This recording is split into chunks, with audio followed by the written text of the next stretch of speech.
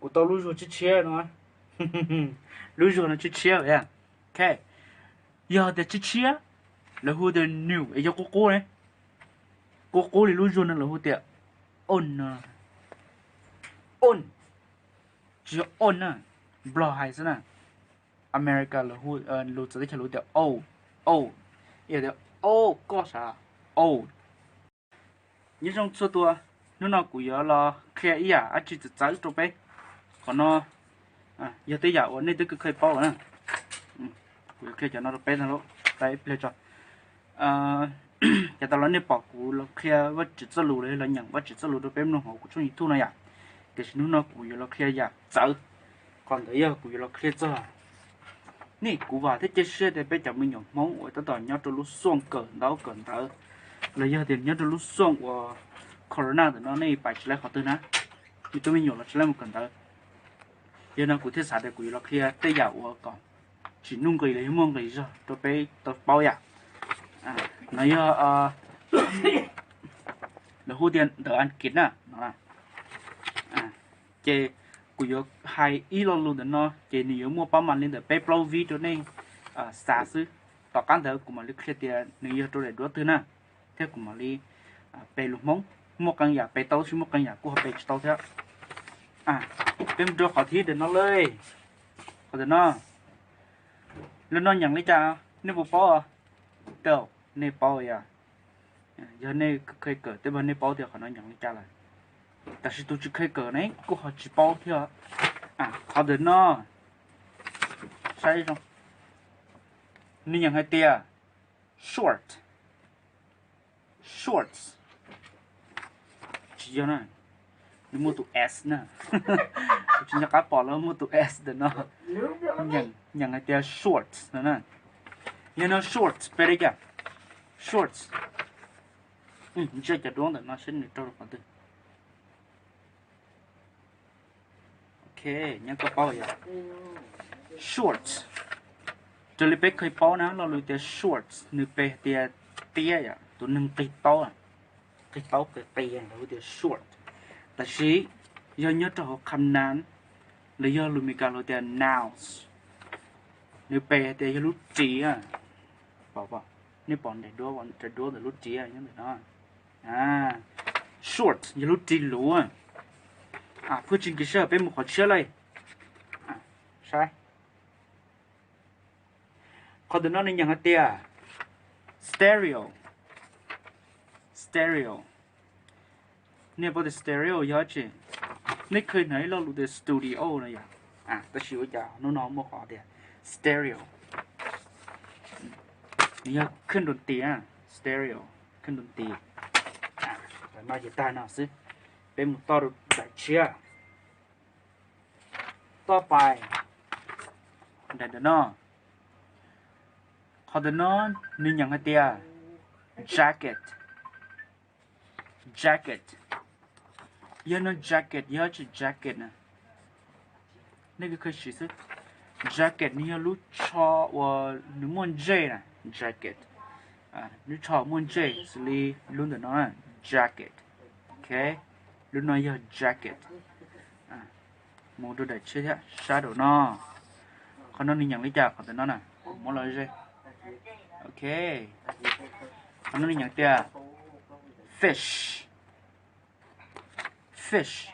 ít cho nhận tiền fish nữa đó chỉ fish nữa nên nhận tiền fish giờ tôi chỉ fish tao nên bảo ya easy saoง่ายsaoนี่ตุนเดินนอนน่ะนี่ตุนเจ不知几时ไปขอเช่นสิเถอะโอเคขอเดินนอนแต่วันนี้อย่างไรนี่ปกตินี่อย่างไรจ้ะนี่ยังให้เตี้ย snake นะ snake เยอะตัวเชียว snake เยอะตัวน้อเดี๋ยวสิ snake เยอะตัวน้านะ snake ยังเตี้ย snake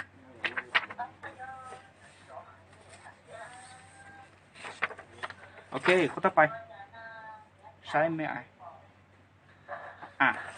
นี่ยังให้เตี้ย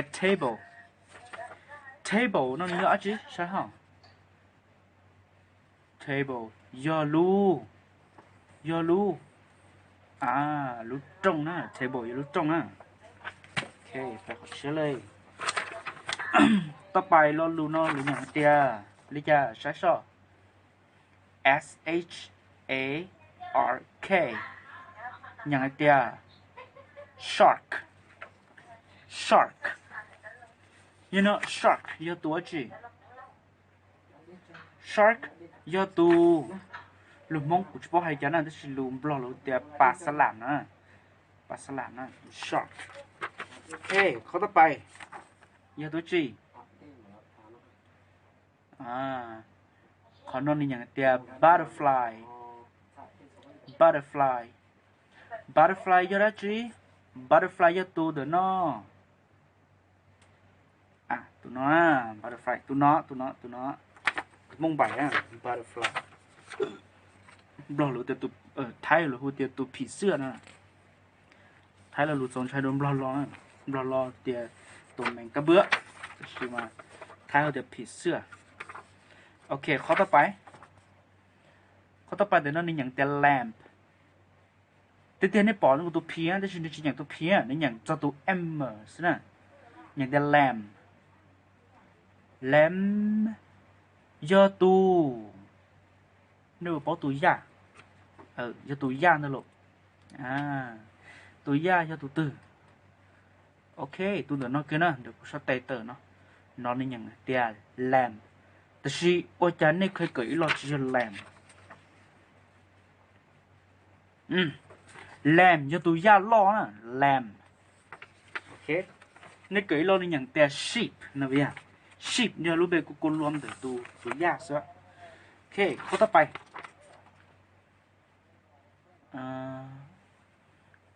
ขอตัวนั้นอย่างเดีย crocodile I'm not scared of crocodile that's not I do scare of crocodile เนี่ยตัวจระเข้ตัวนั้นน่ะจระเข้ตัวแค่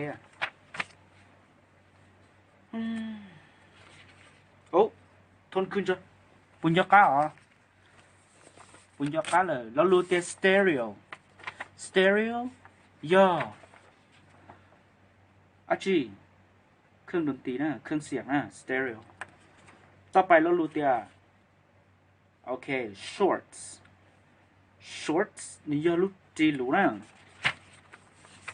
alright ต่อไปน้องกูจะเคลียร์นะแต่ฉันกูชวนอย่างตัวนี้ใช้ซื้อขอนออย่างเตีย crocodile ย่อจีนี่หมอลีเจ็ดจีนะต่อไป lamp จะเคลียร์เลยตัดซาจะเคลียร์การเดินน้องนี่อย่างเตีย butterfly อย่างเตีย butterfly โอเคขอนอนอย่างเตีย snake อยู่ตัวนั้นโอเค table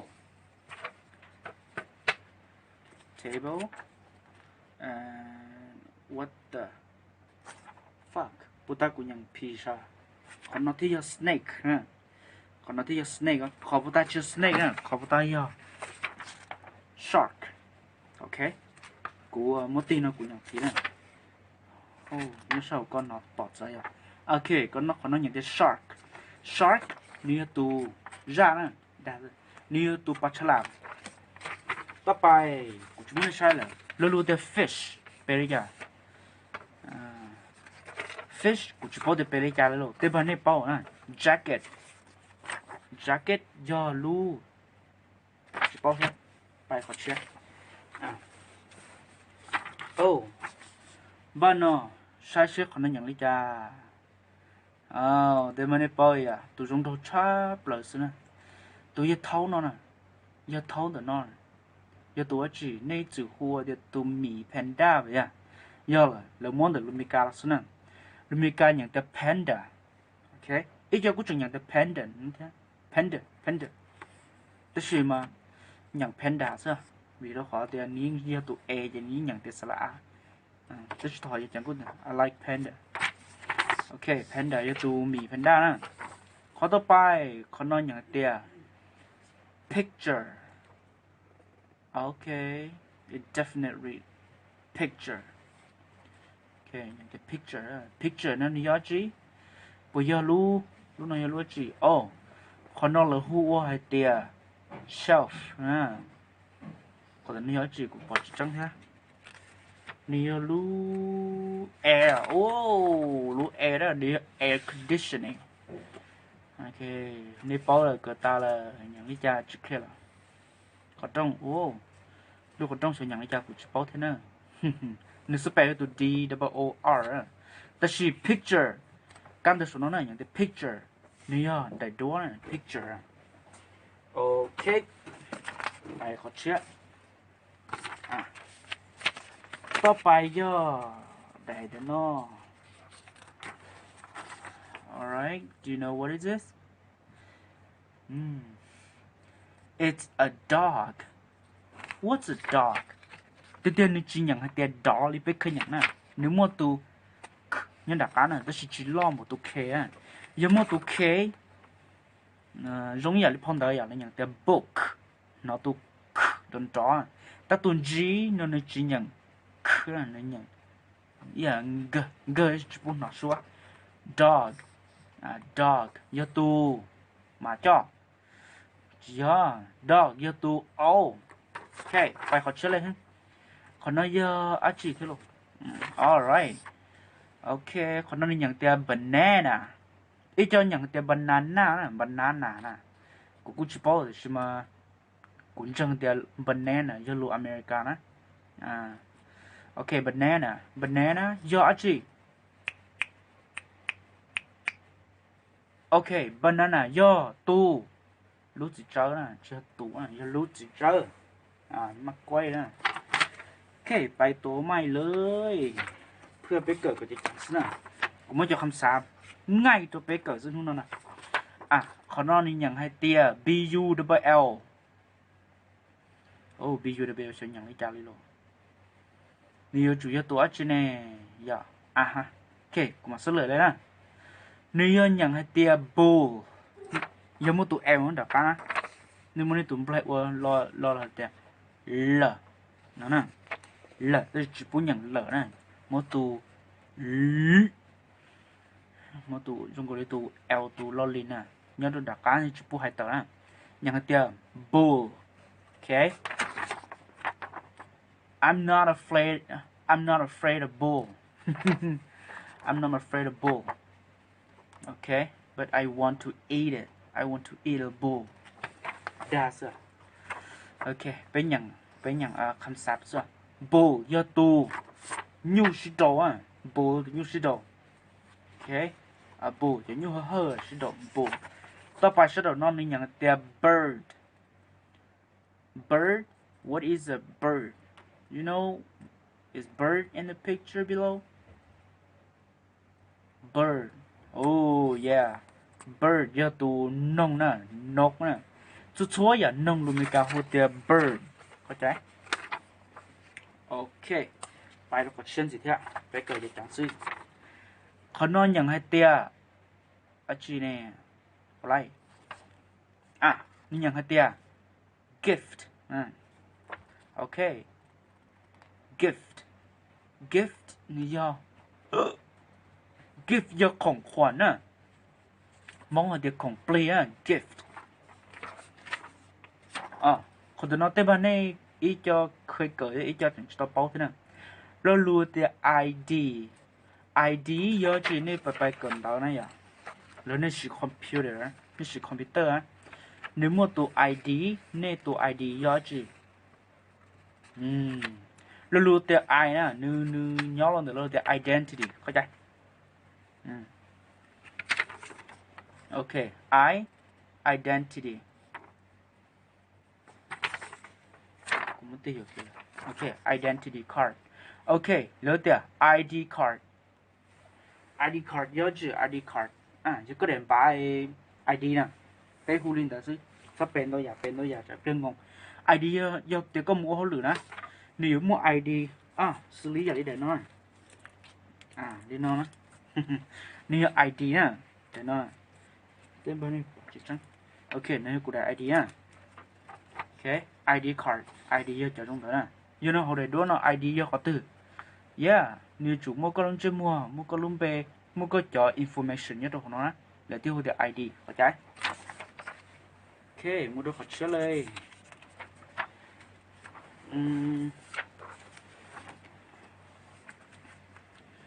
còn đó nó đi nhận hoa tia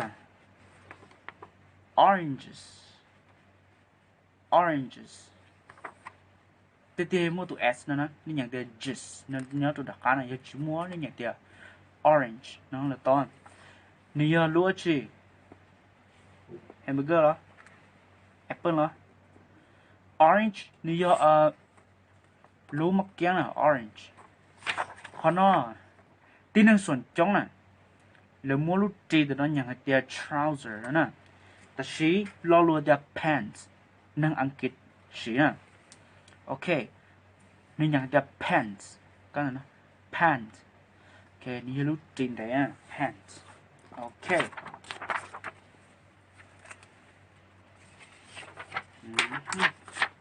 còn nó thế fox chúng ta biết cái lúc tia dog chụp lại tia dog nhớ chưa ok fox giờ tụ ấu của fox ok I've never seen fox beforeต่อไปฮะโอเคcái này nó của sao nó có được pin tất nhiên mà nó sẽ nêu bao nêu ai giờ lo luôn tia rhino ok rhino nhớ chị rhino nhớ tu ok tụi nó nè bé hú thì tụi túc cũ à rhino lo luôn tem tụi nó nè là số tia rhinoceros ok rhinoceros tất nhiên mà ít tu nó nhận tia rhino ok tụi túc cũ nó gì thế nên nó nhận hai tia aha nên lúc hamburger ok hamburger America hú thì hamburger giờ cơ na America hú thì hamburger ya ha tất nhiên là nhận lúc suốt giờ bé nè nhận tia hamburger ok hamburger giờ lúc hamburger lúc nó nèต่อไปสิthế khó đến nó nên nhận tia bed nè là bed yên đó cũng nhận ý là bad nếu có bad yên chỉ bad to bad để nó là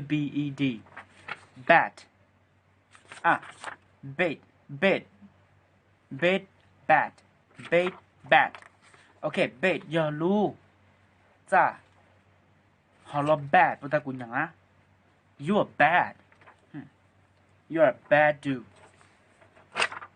clear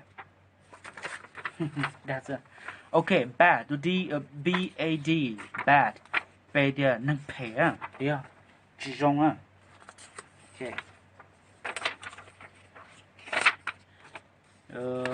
còn năm gì khác nhiều giờ không sạch chưa nên thế nào nên những cái cupboard sao đó mà giờ thì chỉ mua họ board tụi nó nè nên những cái cup bố khơi đầu tao thì cup giờ gì cup giờ lu khó hậu đây nè cupboard tiếp theo nên những cái board nữa nèแต่是กู只不得头all lu nó nhau ok là những cái cupboard cho nó những cái đó ok cupboard giờ lu gì lu to hậu đây nè đa số là cupboard giờ khó chơi cho tới tay à nên lu tu nó hùa thì lu gì mong hùa thì lu tu cho tư tay tay đĩa ý cho là cô hùa trăng ha thổi bé hùa trăng tức là thầm đào của đôi bên này tay là nhót trăng cho lu là mốc khổ sống thá lò với đây pia nó luôn để lu trăng tức là mà bây giờ lu tu cho tay đĩa nó bé hùa trăng thế à chỉ bảo để Chanel hay gì cả nào ok nhận cái cupboard giờ lu tu cho tay đĩa nó còn nó gì thế nhận hai tia sofa đá sofa yêu lúa ok lúc mình cái những cái sofa a sofa I don't have sofa in my house ok sofa yêu lúa ok luôn để đó là sofa này đại sofa nên thì sẽ muốn mình cái à nên mình rồi ta sofa tôi sẽ muốn mình cái số nhà hay sofa vâng lấy nhà để coach hàng đua tôi lấy cục sáng ha à coach là những giờ sofa là những giờ nè alright còn nữa nên nhận hai tiệp pen ok pen cho tu bit tập bài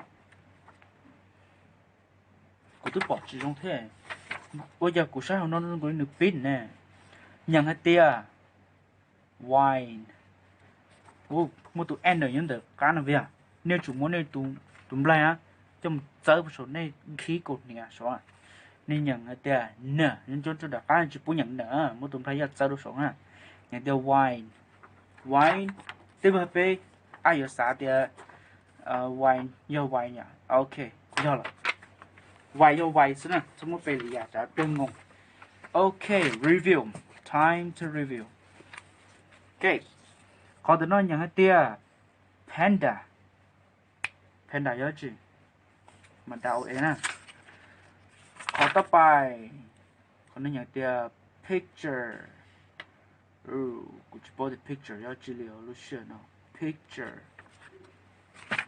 ok có nói gì có nói nhận hai tia dog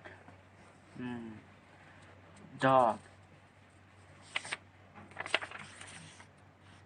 nó này của sao nó muốn pin tali đó tôi chỉ của sao là nè nhiều chủ yếu bananas wow bananas hơi hăng li lô còn nó nhận ra bull ok bull do tu tao bài xứ bird gift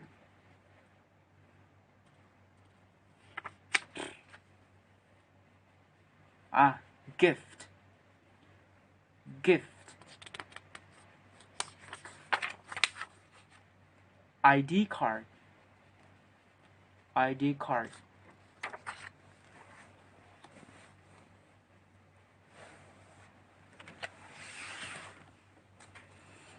có được nó này oranges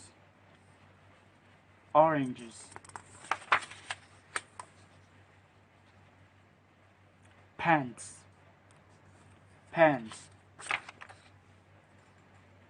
fox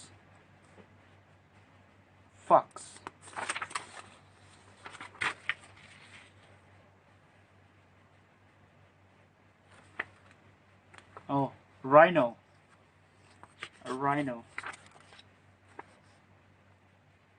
bed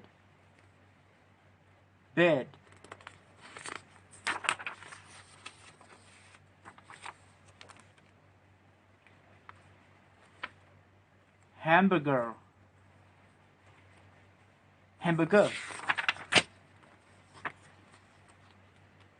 cupboard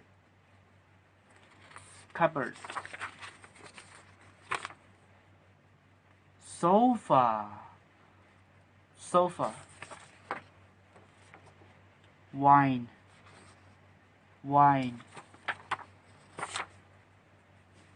oh pen chuẩn như nhận từ pen oh pen ok đi nó sẽ do linh đạo vì lý do của một sản kỹ cho tôi phải sai support được nó vì tôi khó được bé cho mông blo nữa của tôi hay lừa hay mông này lừa mông nhớ tôi chờ tôi cả liền xử lý bé cho mông blo nữaส่วน trong lửa nữa béยังเกิดประสานกิจอีโยไลจอมบลอนะvì thế chẳng vìประสานกิจนี้cho lù của bé cho mông sắm mà hay to nữa xử lý cho lo lù căng lo lù như hay lo lù tiệt thì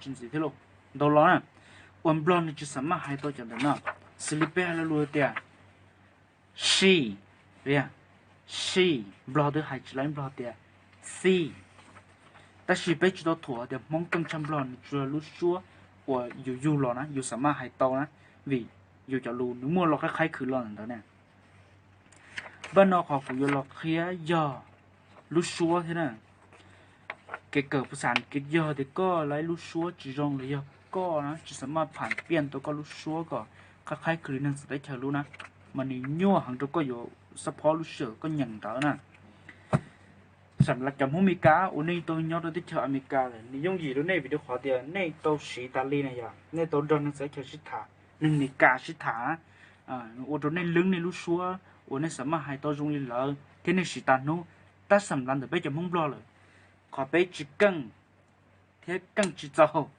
vì giờ bây chỉ là sĩ Italy ở này nè còn nó giờ bây khỏi chủ onแต่是เขาว่าไปอยู่跟到有主要ไป有主到我们做些人，这周ก็有主装那在chơi cho video nha, khi mà sản kỹ nhau rồi YouTube đó, có chủ phá nhận hai trời là, công trong hàng chế, công long hàng chế có lấy số một, của chủ tàu căng á,แต่是cũng phá lại mẹ ấy chứ, cụ thể cho là khi bé cho chúng ta sát cờ á,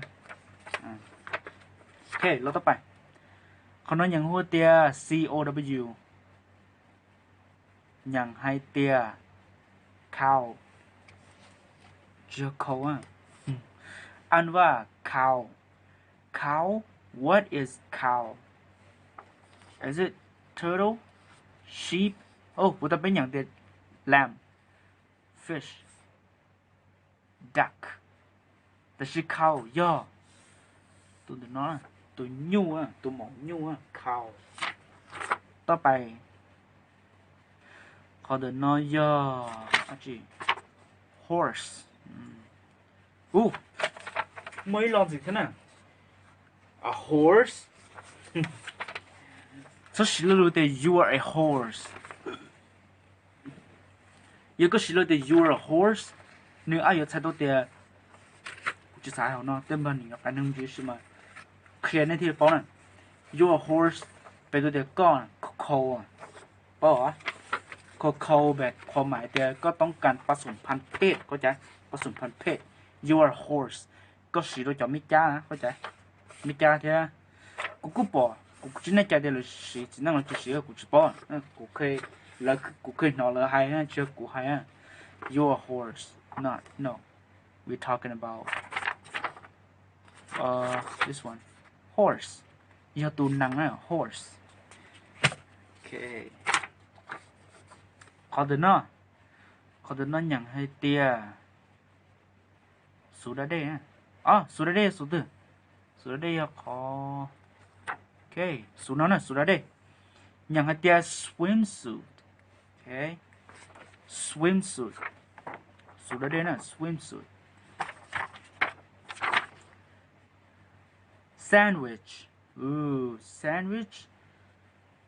sandwich giờ chỉ lô bao sandwich li lô pan sandwich để cho nó nè sandwich bé nhóm protein bé ai giờ chỉ tao khơi nó sandwich nè vì đó khó để cũng chỉ có thể là mua là sandwich ta sắm là cũ rồi chỉ tao khơi nó sandwich ta cũng khơi nó cho sandwich ở là mua ít bỏ phá nữa nè để trâu không có cái gì là mua cho ngay cho nên cái ô trứ à cho làm bao trừ giờ mới cho cái gì cho là bài tôi là số to á giờ muốn lúc nãy cho làm bao giờ mới ít đèn để ốp phá nhưng luôn bấm mình nó ít đèn ốp phá sandwich ý à thế này chẳng hạn sandwich blonde ok còn nó tôi vẫn đi bao à chỉ bên nhang door và các chuyện đi bao ok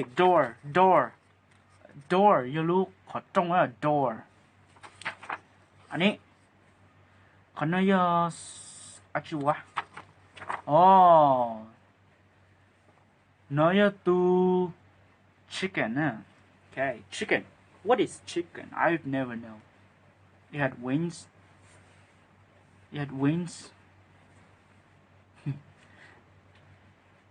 okay chicken I like chicken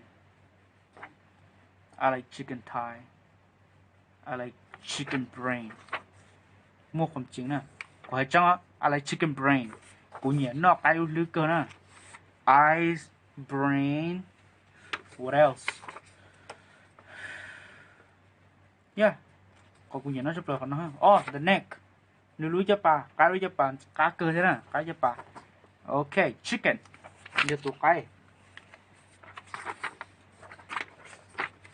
what's next what is this it's a water dispenser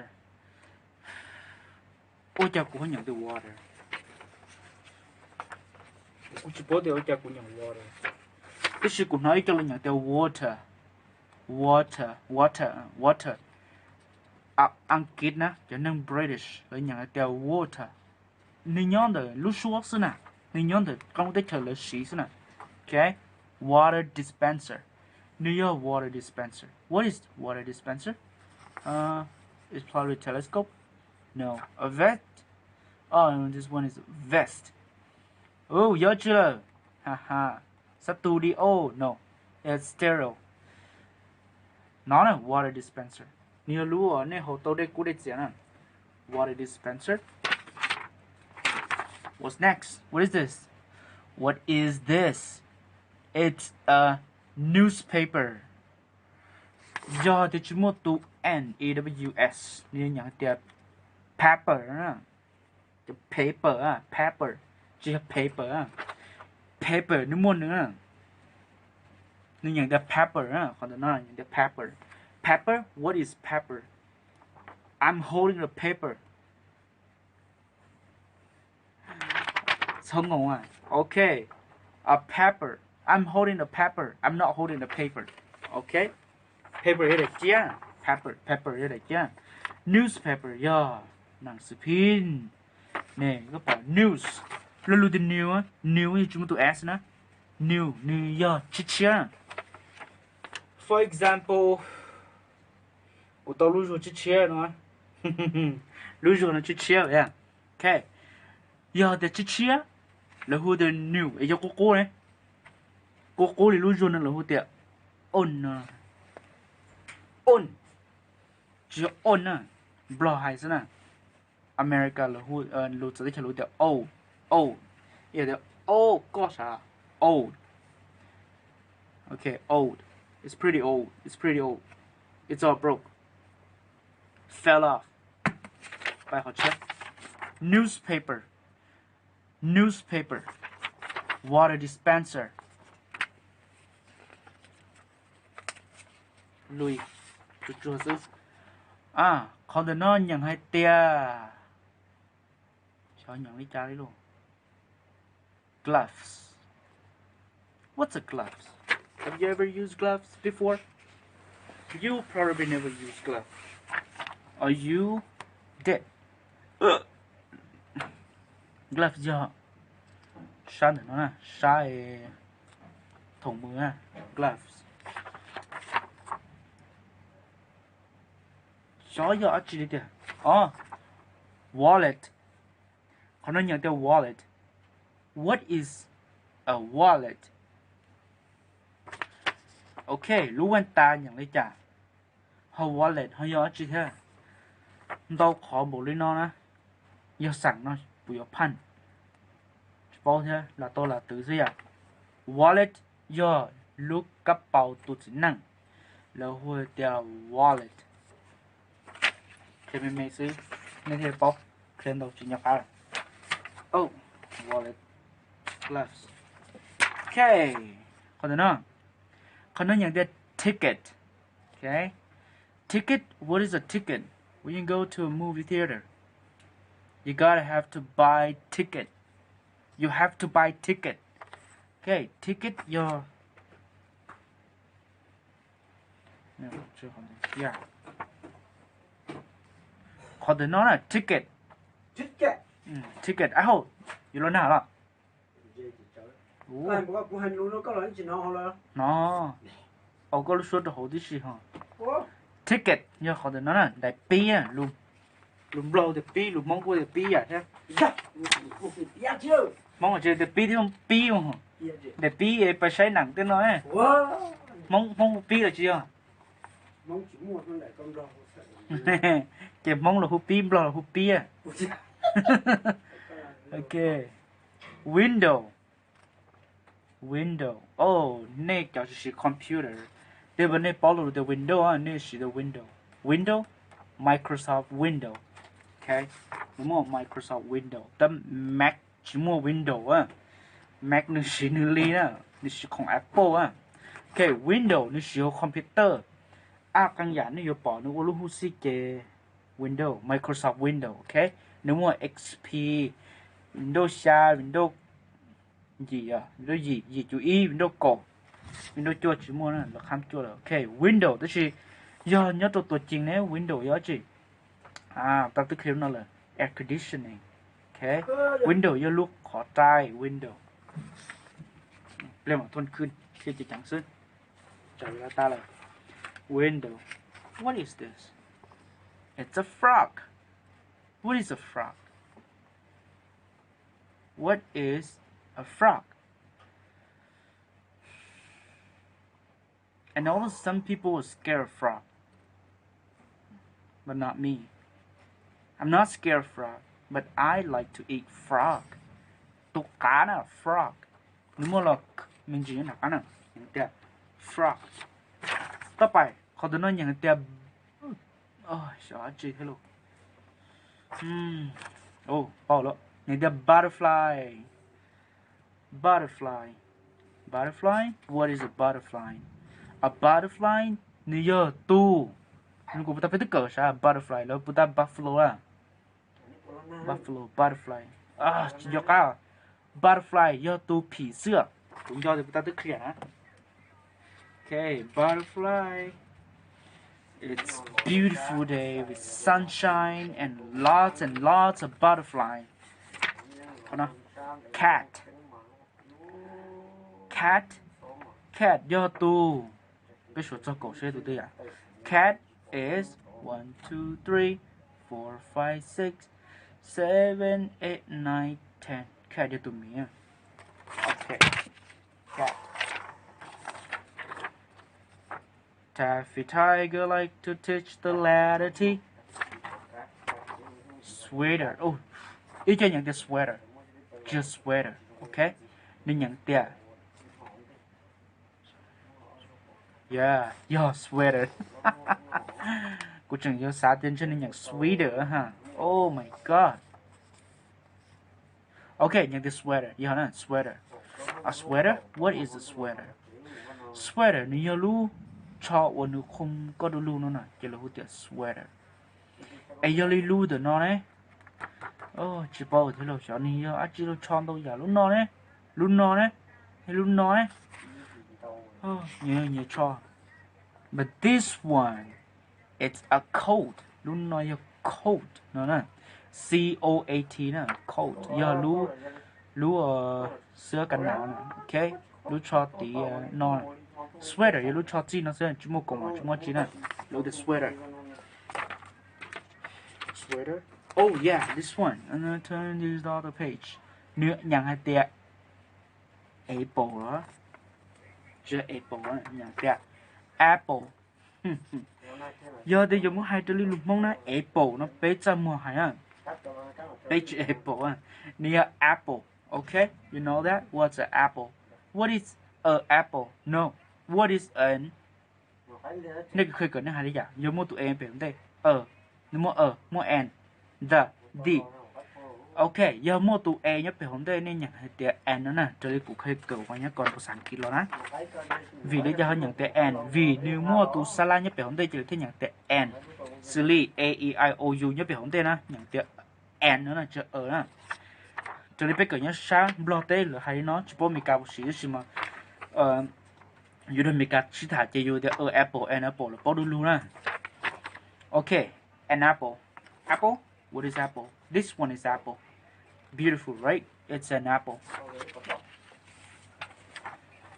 Ooh, hold on, P-L-A-N-T. It's a plant. What is a plant? Plant, yo. Luôn được nó là plant. Như cho draw chuột này. Bếp bốn draw chuột. Như draw là the grass. This is plant, như cho draw. Mong cô vẫn cho vậy, mình nhỏ yun tông thôi mà, mình nhỏ yu, plant, what the plant, bây giờ đến đây mũi khó cho tương để bỏ cho mình nhổ cho chỉ nó chỉ xe plan nữa nè chỉ bao mong này chả draw mà plan. Okay, credit card. Have you ever used or do you have credit card? I think that lots of Hmong live in Laos. They don't know about credit card because they never use it. They never have it. Okay, credit card. À, giống như chỗ này tôi chờ nè. Ta bên block đấy chỉ một credit card. Okay. Credit card như vậy bá thọ chậm bá giải nghĩa thế nào. Tiếp có để credit. Còn nó đấy. Oh. Còn nó nhận là shelves. What is a shelf? Shelf nhận được. Okay. Nhận là shelf. Okay. Shelf. New York. Shelf bây giờ shelf nữa. Bây giờ. Okay, chỉ là shelf như có thơ yêu trâu khổng trâu cho nó nếu có bên sắn. Chưa có năng gồm nào. À giống mua như trâu tỏ là hút tiệm bookstore. Là như library. Nếu chủ mua cho shelf nó nhớ là mua cho nó cho là hút tiệm shelf. Okay, next one. It's a fly. It's a fly. Fly? What is a fly? Fly is this one. It's a fly. Như tụi giống nè. Fly. Okay. À chưa? Đây chỉ nó cho review. Thoáng cười. Chỉ nó trực kìa nè. Okay. Cow.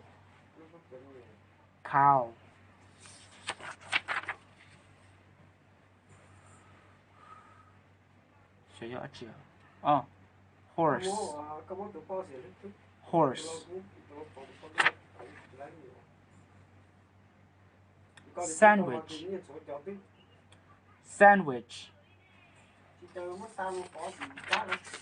Sandwich and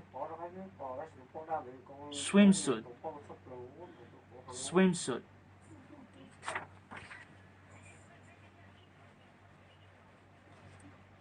Door. Okay. Door.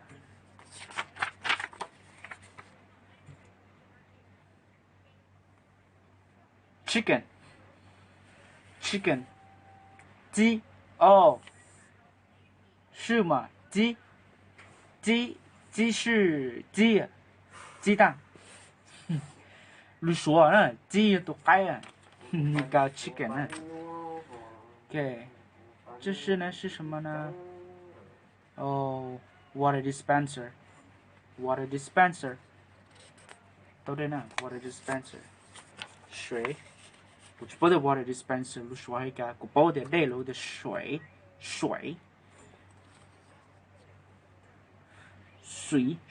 Oh, a newspaper. No, newspaper. Okay, this one.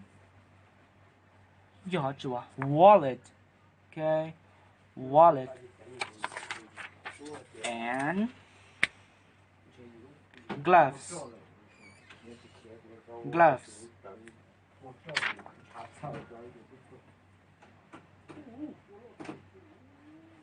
What is that? Window.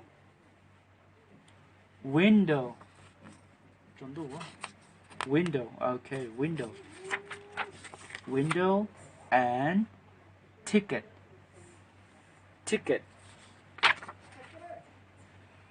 What is that? Butterfly.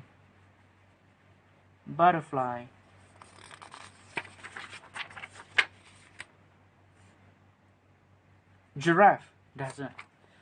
Frog.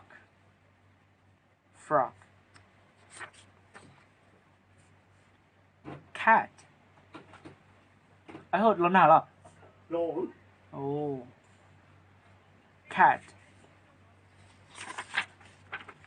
And spider. Oh, นี่เคยใช้หนัง Spider-Man เลยอ่ะ Spider-Man ตัวจริงนั่งอวยอกกับปรุชาSpider. apple apple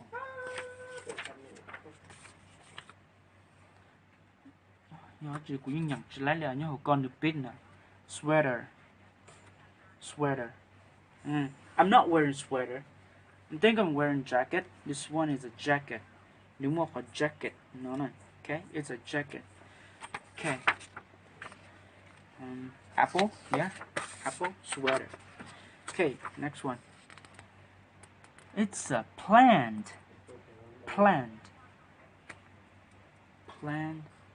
it's raining outside it's pretty scary thunderstorm okay plant and credit card a credit card okay credit card okay fly ooh I'm flying fly 被的鸭呢 fly 的是要看难要 nouns 你要用呢 fly and a shelf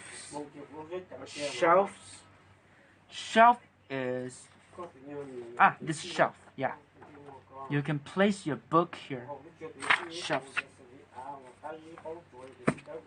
okay that's it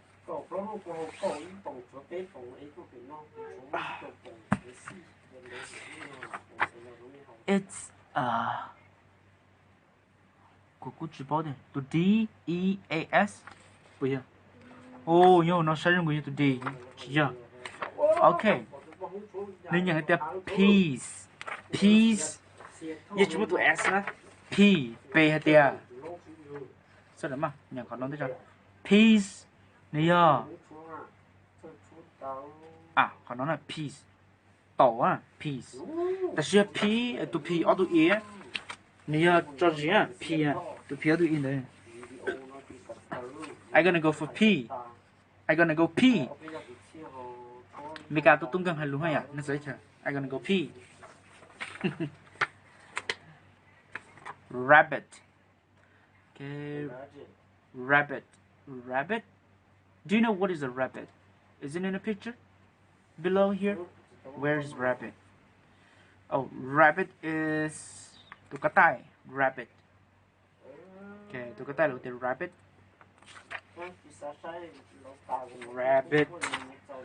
ôi trời ơi ta sao rabbit okay that's a rabbit and peas and this is okay this is a clock yeah tụi ní đó clock nè okay what's the difference between clock and watch have you ever heard about watch các bạn có nói là lưu từ watch cho lý họ cũng cái xe nó là clock do lưu lượng mới đây chỉ phân ra lưu từ clock watch do lưu lượng mới cho luôn được té watch cho lý của báo giờ okay what is this it's a mouse ooh I know that I don't really like mouse for sure for real okay mouse you do na mouse okay mice and laptop ý cho nhận cái laptop nó sẽ của nhận cái laptop vì tôi khó tía như tụ A của thế nhận cái laptop okay laptop do lúc từ nó lúc không bên nhau xăm đầu tiên là bên từ lúc khôngมือถือha okay khôngมือถือlaptop what the oh it's a sheep oh sheep như ta không kể à tụ kẽ okay sheep quy tụ kẽ lamb quy tụ kẽ tụ ya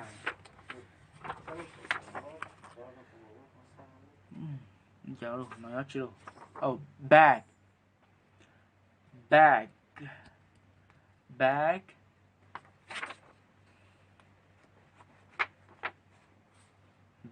yeah lúc nào là the bag and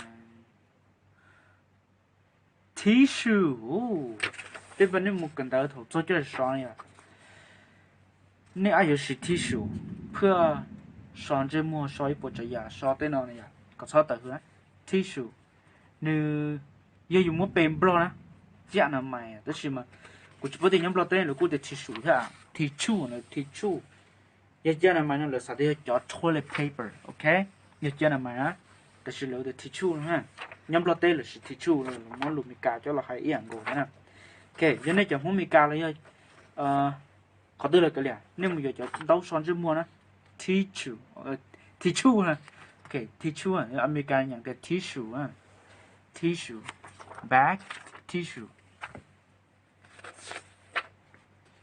à thì nó toàn được thì là nhận hai tia purse giờ lu cái bao bao nhiêu nữa purse nè ok for women purse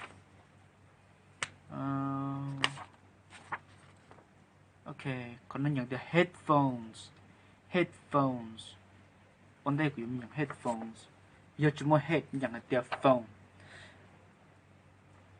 mỗi cho nên cầu sản kiến nên nhận tia phone nó mới à cả ý muốn mình cả của lúc phone có từ hả phone chưa phone á nhận là tia phone iPhone chưa bây giờ mình nhận là iPhone giờ mà phone iPhone headphone giờ luôn để nó là headphone and then Trung Quốc tiếng Nhật sao bây giờ purse yeah we already done that it's a keys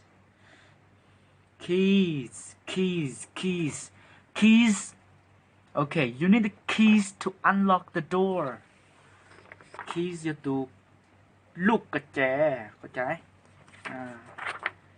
còn nói nhận tia a coat hanger okay it's a coat hanger. A coat hanger is this one, a hanger. Coat hanger. Tụi nó là lấy được coat hanger. Béo tụi khó có số mà bé này. Coat hanger. And it's a beef. Còn nó là beef.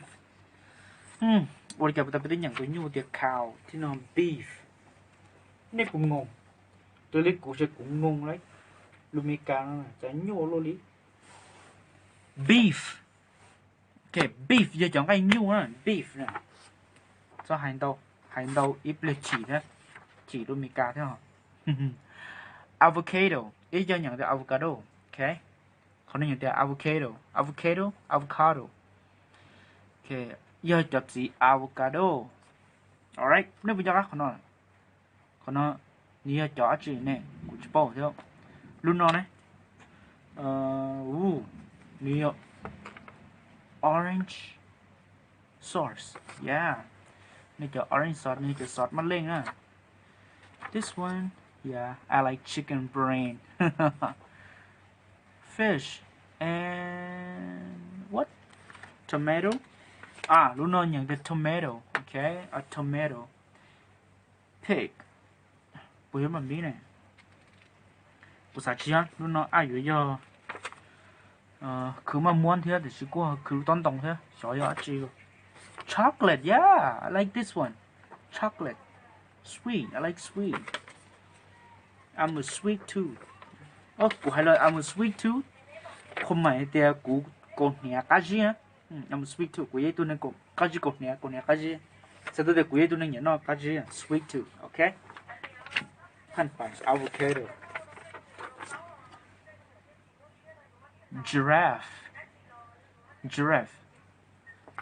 do tụ năng cho nó đền để nó nè bên mông sợ hù đi chả tụi da nữa vâng chưa tụi da bên năng cho nó để xuống mà giraffe okay giraffe and monkey monkey is not money okay it's not money it's a monkey is a linh như tụi liên monkey àต่อไปที่เราอยากแล้ว pig nếu mà có mình chỉ đặt cái nào pig do tu bua pig thế còn đó nó như nhà hai tia turtle Yeah, tụ vô kia turtle. Còn đừng nói gì ha. Lên nhận theo fireplace. Như chưa? Fireplace. Okay? Fireplace. Lô lùa theo chỉ một place nè. Nên nhận theo fire. Fire. Như ya. Fire. Wow, fuck. Oh, thật gì quay lô luôn đó nè. Fire. Như ya. Là tàu đó nè. Fire. Tại vì什么hay tốt tiền? You're fire. Cú sẽ tốt tiền. Cũng một cái lấy tàu đó nè. Okay, you're fire. Câu hô lửa á. Câu lửa chỉ trong á. Chè của hai đứa có thể you're fire. Cũng có lấy tờ á. Fire. Tức là place. Place? What is a place? The P-L-A-C-E. Place. Sơ thản thi nè. Ok. Sơ thản thi. Fireplace. Yo lên tờ. Lỡ tờ. Thơ. Thơ trổ tờ. Ok. Fireplace. Yo chơi trổ tờ nè. Yo nè. Có chơi trổ tờ nè. Fireplace.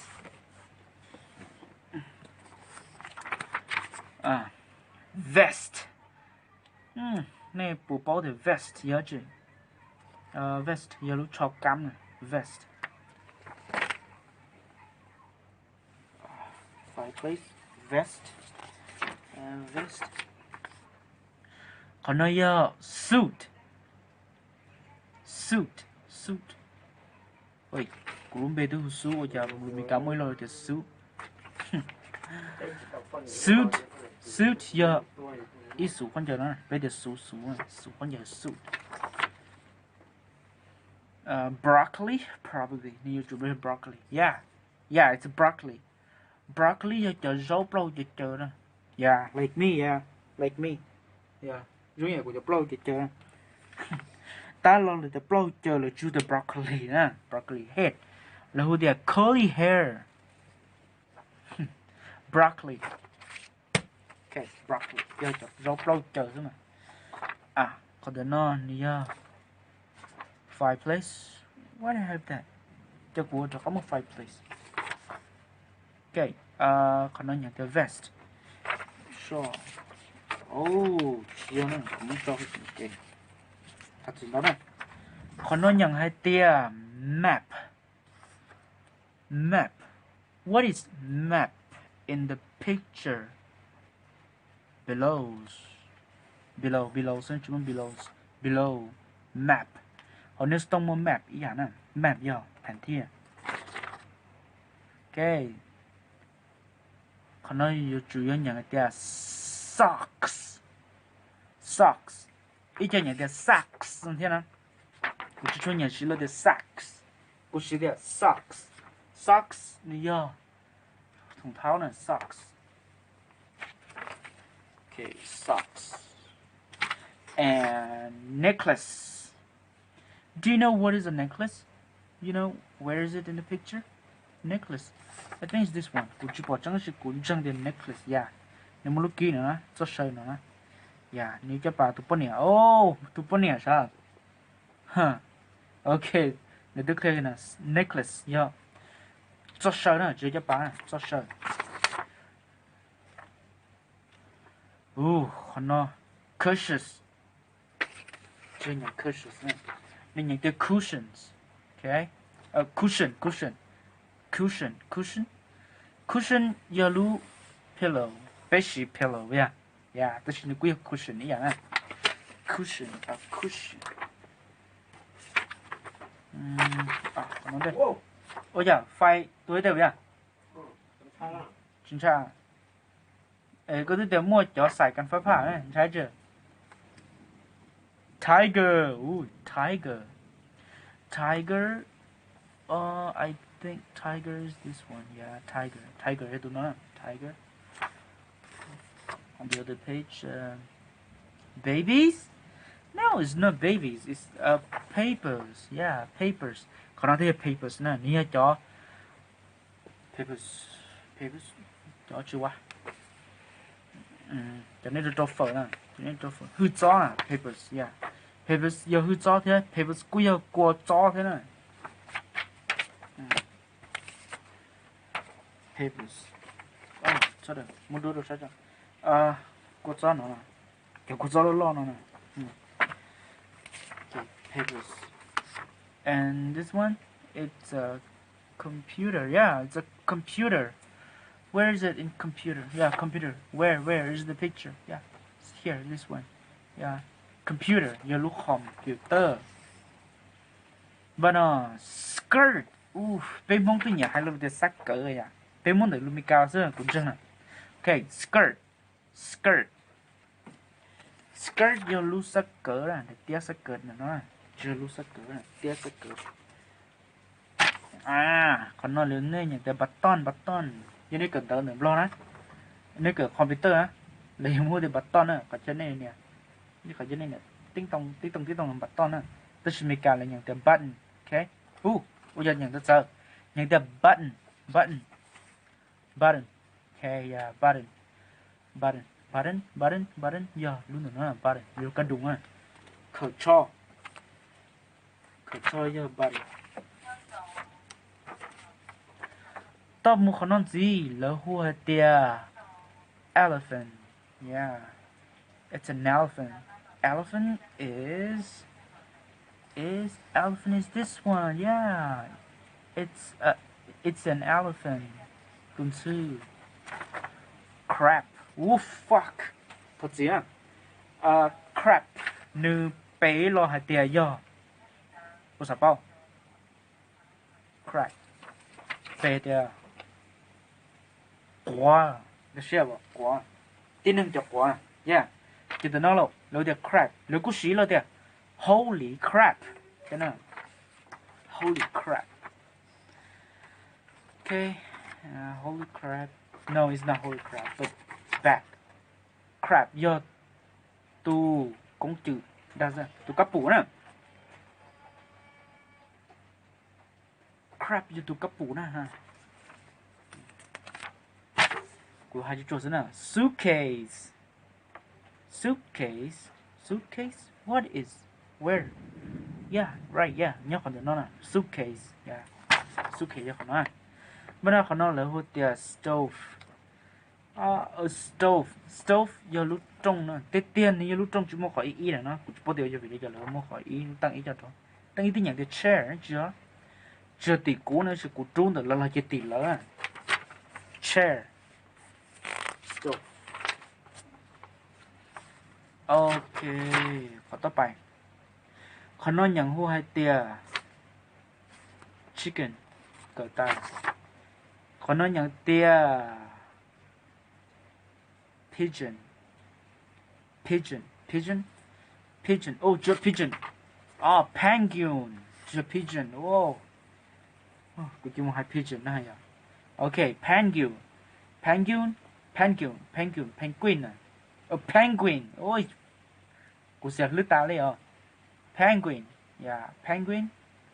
Tôi nói penguin à. Nông nhớ cho sai cổ tế nè, cho nó nhớ sao cổ tế một penguin, ok? Nó penguin. Nói khó ta cũng kết hợp ấy. Nên nhận hai tia. Air conditioner.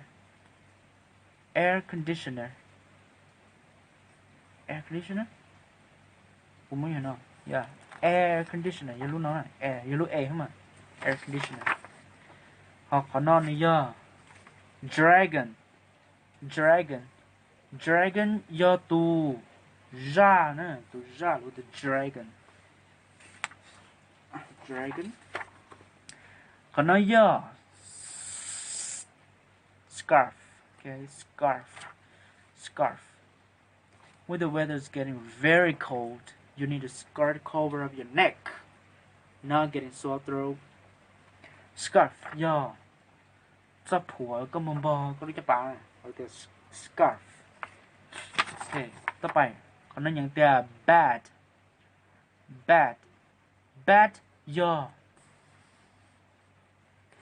tu bùa luôn mi cái từ bad nếu tí cỡ là từ Batman vậy à nếu tí bố là từ Batman do tu nâng bùa nha. Okay, bad do tu bùa.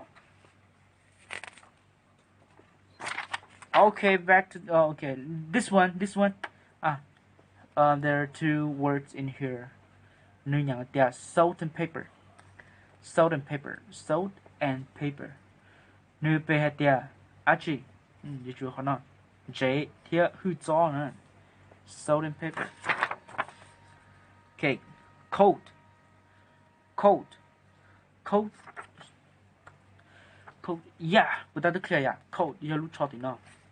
Coat. Coat. Do you ta? What's in there? Do you ta là? Do you ta là? Whistle. Whistle. Whistle, á. Đi vô đi nó. No, no. Whistle.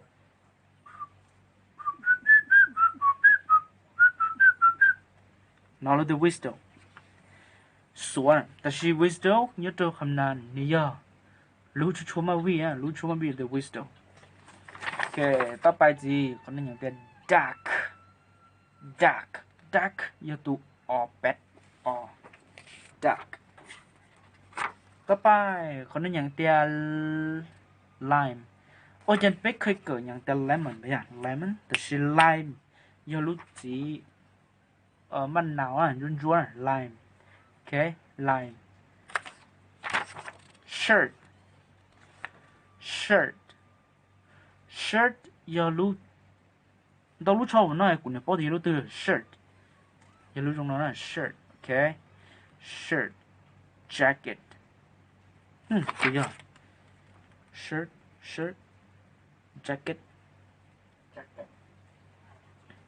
sweater 啊，喂，古人写了的 shirt jacket sweater suit， 带的那大。OK, lên là tao có ta với ta. Review.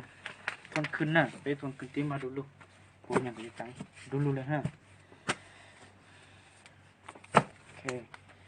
Chị chẳng có đủ lúc lấy sư,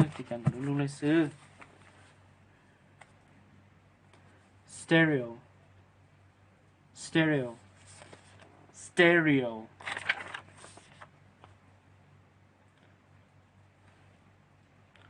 Shorts.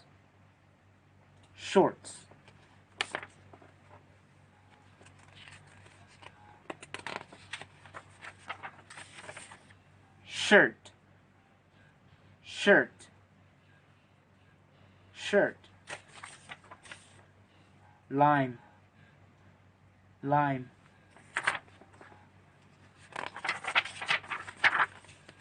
Whistle.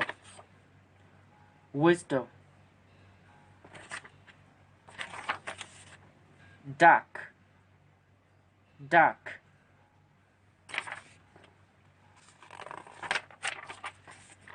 Salt and pepper.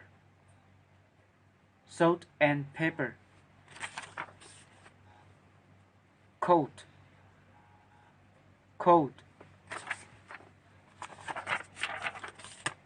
Scarf.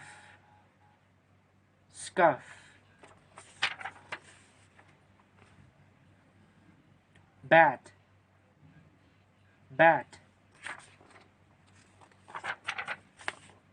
Air conditioner.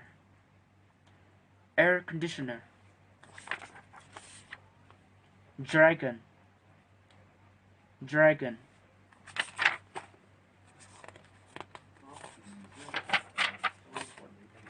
Chicken.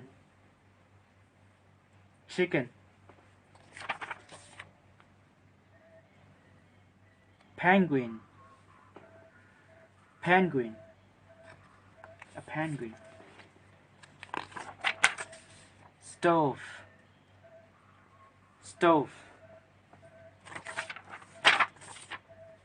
Suitcase.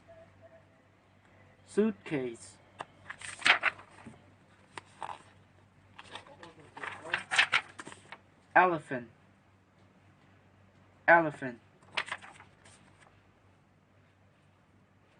Crab.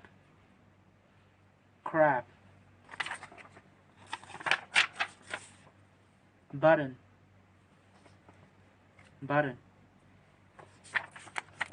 Much more. Computer.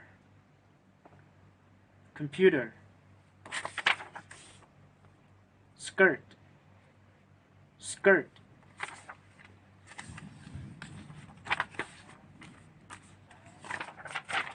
Paper. paper, tiger,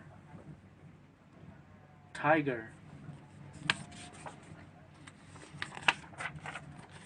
cushion, cushion,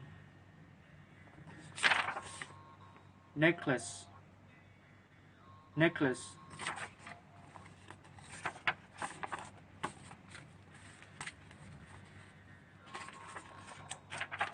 sock, socks, socks, map, map, suit, suit, broccoli, broccoli,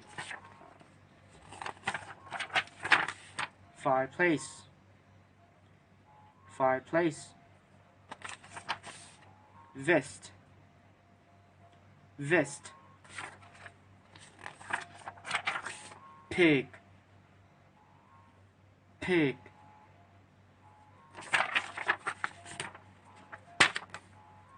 turtle, turtle, turtle,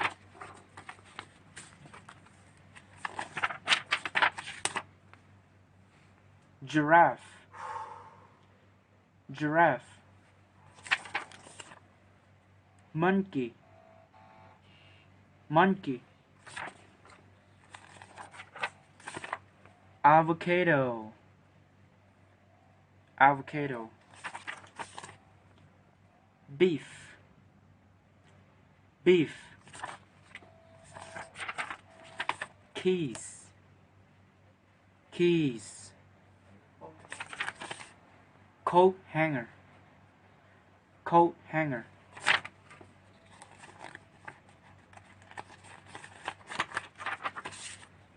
headphone, oops, headphones, headphones, purse, purse, bag, bag, tissues, tissues, sheep, sheep, laptop, laptop,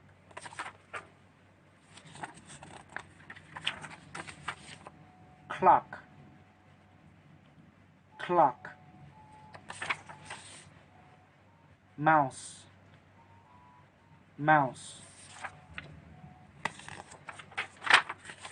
peas, peas,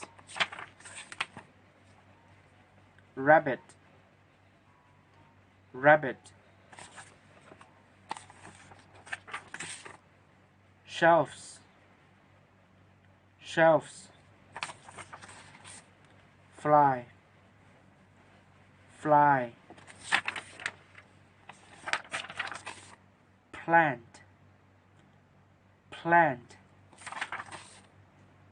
credit card, credit card,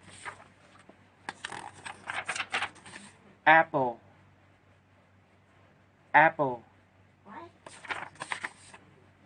sweater, sweater. It's a cat, cat, spider, spider, butterfly, butterfly, frog, frog, window, window, ticket, ticket, wallet, wallet, gloves, gloves, water dispenser, water dispenser, newspaper newspaper door door chicken chicken sandwich sandwich swimsuit swimsuit cow cow horse horse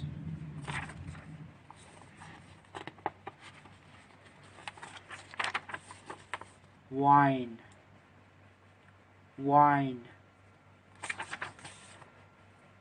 pen pen cupboard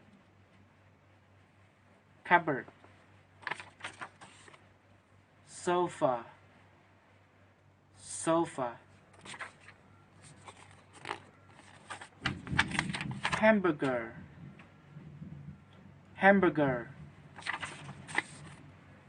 bed bed fox fox rhino rhino oranges oranges I don't like to drink orange juice that's it yeah I like oranges pants pants gift gift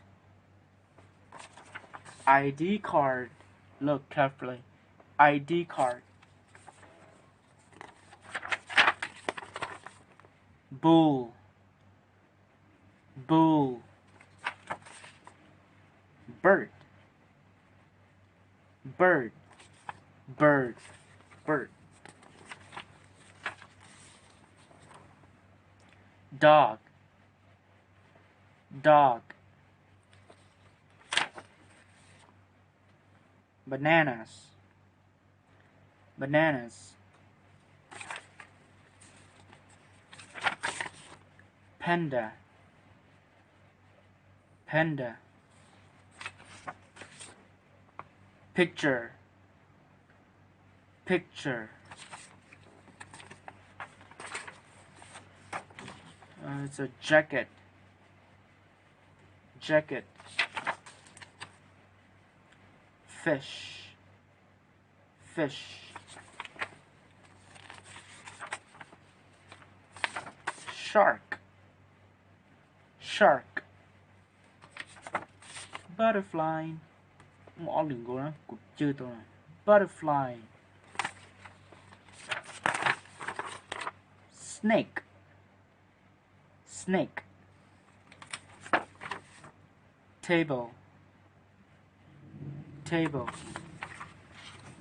it's a crocodile crocodile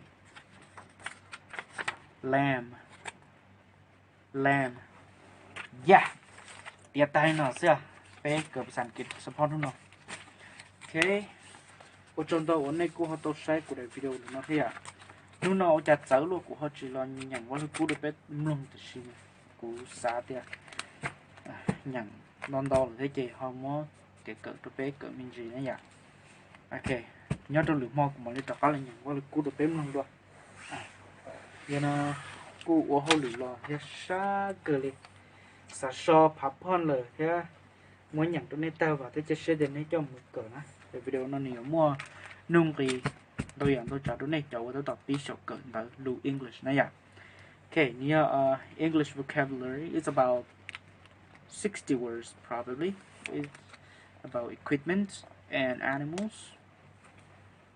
Do we have like jobs in here, like a job list?